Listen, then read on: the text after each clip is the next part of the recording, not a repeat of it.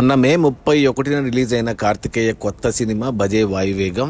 ఆ cinema total రన్లో అంటే థియేటర్కల్ రన్ కంప్లీట్ అయింది, ఇంకా ఓటీటీకి రాలేదు. ఈ టోటల్ రన్లో సినిమా ఎంత కలెక్ట్ చేసిందని చూస్తే తెలంగాణలో ఈ సినిమా 3 కోట్లు గ్రాస్ కలెక్ట్ చేస్తే ఆంధ్రప్రదేశ్ నుంచి 4 కోట్లు గ్రాస్ వచ్చింది. అలా టోటల్గా తెలుగు రాష్ట్రాల్లో 7 కోట్లు గ్రాస్ కలెక్ట్ చేసింది.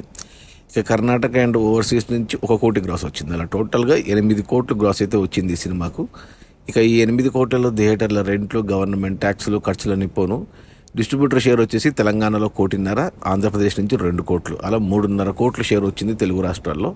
ఇక కర్ణాటక అండ్ ఓవర్సీస్ నుంచి 50 లక్షలు వచ్చాయి. అలా 4 కోట్ల షేర్ వచ్చింది ఈ సినిమాకు. ఈ సినిమా బడ్జెట్ 12 కోట్లు అయితే థియేటర్లకి, డిస్ట్రిబ్యూటర్లకి 4 కోట్లకు అమ్మారు. 4 కోట్లు వస్తే సినిమా హిట్ అవుతుంది బాక్స్ ఆఫీస్ దగ్గర. డిస్ట్రిబ్యూటర్ షేర్ 4 కోట్లు. 4 కోట్లు వచ్చేసి కరెక్ట్గా సరిగ్గా ఓవరాల్గా సినిమా క్లీన్ హిట్ అయింది బాక్స్ ఆఫీస్ దగ్గర కమర్షియల్గా.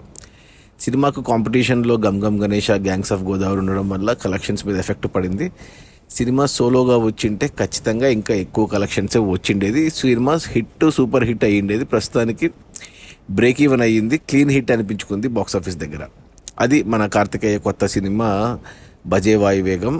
రిలీజ్ అయిన టోటల్ రన్లో థియేటర్స్లో 8 కోట్ల గ్రాసు, అందులో డిస్ట్రిబ్యూటర్ షేర్ వచ్చేసి 4 కోట్లు.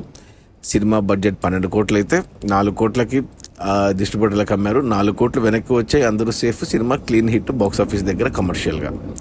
ఇంకా ఓటీటీ డేట్ ఇంకా అనౌన్స్ చేయలేదు. Okay, bye.